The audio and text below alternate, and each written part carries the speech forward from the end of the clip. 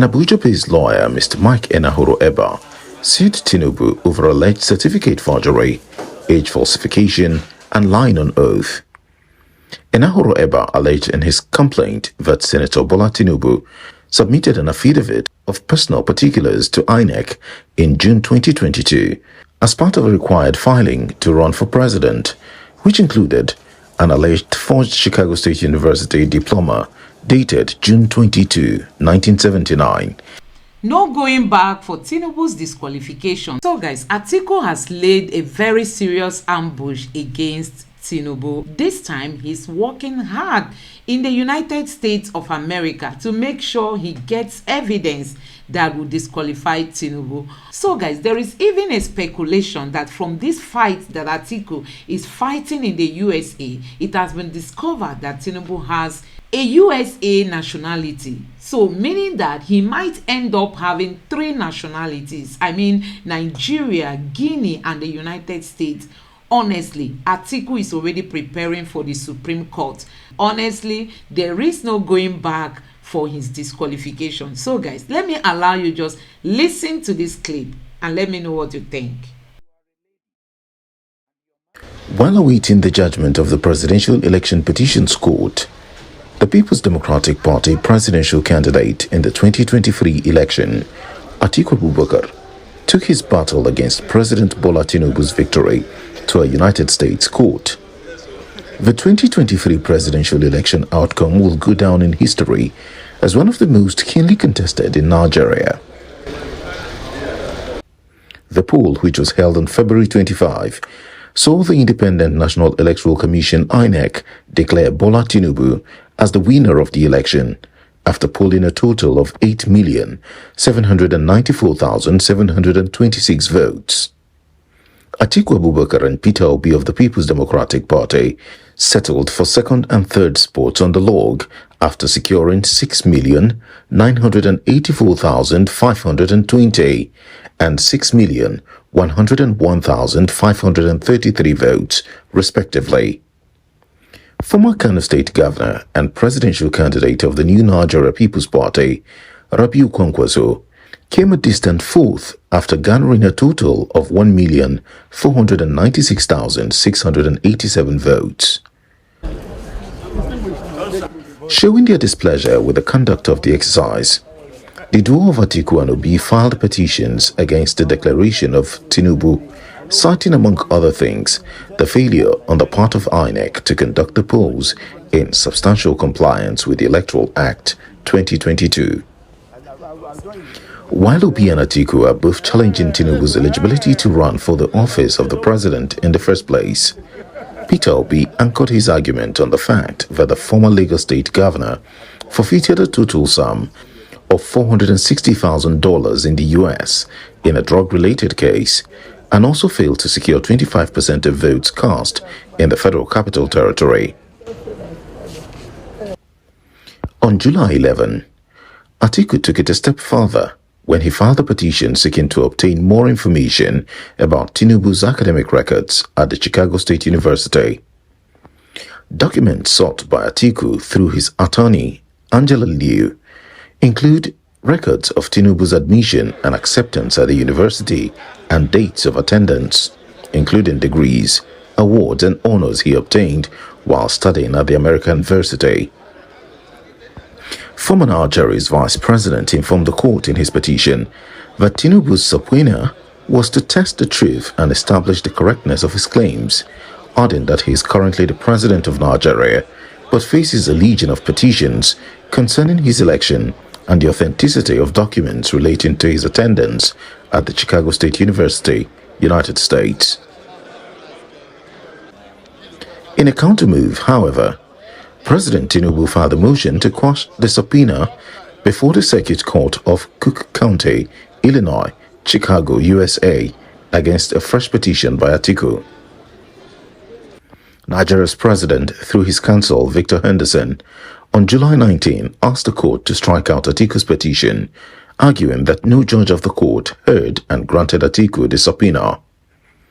Tinubu argued that the petition was invalid for providing only 6 days for compliance, less than 14 days provided under Rules 219 and 137 of the Illinois Supreme Court rules. In his words, the PDP chieftain engaged in an improper fishing expedition about a foreign public official utilizing the Illinois court's subpoena power. Meanwhile, the United States District Court for the Northern District of Illinois, Eastern Division, has rejected Tinubu's application, saying it has the power to sit over the case instituted by the People's Democratic Party PDP presidential candidate in the 2023 election, Atiku Abubakar. According to the court documents, the court established that it has jurisdiction over the matter under U.S. law, which authorizes any interested person to request that a U.S. district court order the discovery of documents and testimony for use in a foreign proceeding from persons who reside or are found within its district. The court therefore held that Atiku satisfied all statutory requirements, as he is an interested person. The respondent, Chicago State University, is a public university established and existing under the laws of Illinois, with its principal campus and offices in Chicago. It said it would not hesitate to grant the prayers of Atiku. In November 2022, several months before the presidential elections, an Abuja-based lawyer, Mr. Mike Enahoro-Eba, sued Tinubu over alleged certificate forgery, age falsification, and lying on oath. Enahoro-Eba alleged in his complaint that Senator Bola Tinubu submitted an affidavit of personal particulars to INEC in June 2022 as part of a required filing to run for president, which included an alleged forged Chicago State University diploma dated June 22, 1979, and other information inconsistent with the Chicago State University documents. Mr. Enahoro-Eba stated that after Tinubu made his INEC filing, Enahoro-Eba obtained a subpoena from the Circuit Court of Cook County dated August 11, 2022, and served it on Chicago State University, according to papers filed by Atiku in the U.S. court on August 2, 2023, to substantiate the accusation. In response to the subpoena, Chicago State University's registrar, Mr. Caleb Westberg, wrote to Mr. Enahoro-Eba's Chicago lawyer, Mr. Matthew J. Cowles, on September 22, 2022, informing Mr. Cowles that the enclosed documentation is all the records we have for Bola Tinubu.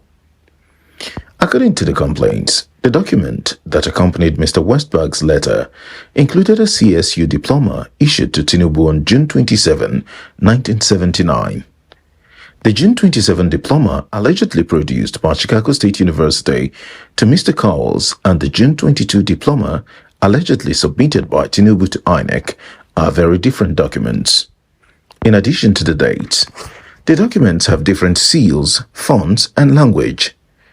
The June 22 diploma has grammatical errors that the June 27 diploma does not have.